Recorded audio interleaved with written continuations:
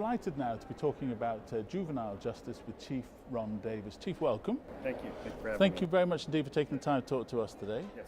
Now we talk about juvenile justice, juvenile incarceration. How big a problem is it in the US today?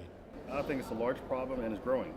We have a generation of juveniles that are exposed to the criminal justice system, and in many cases that exposure is actually put them at greater risk. And if we don't start changing the way we respond to juveniles and intervention, we're going to have an even worse problem.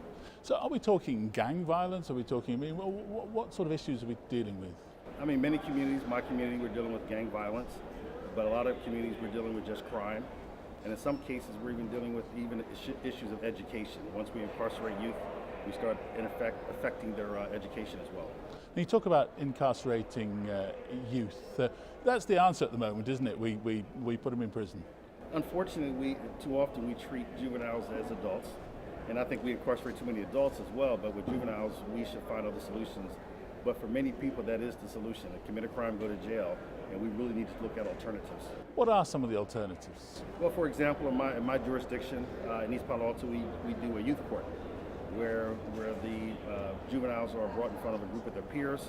They accept responsibility for the act that they committed, and then they try to make the community whole. They try to restore the community for that violation and receive counseling and training. And this is before they're entered into the criminal justice system, so it's a way to stay out of it.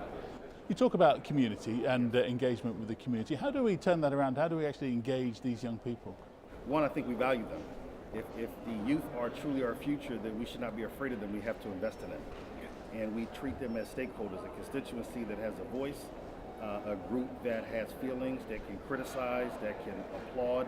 We treat them as any other stakeholder in our community. Chief, thank you very much indeed for joining us today. We really appreciate it. Thank you for having me. Thank you.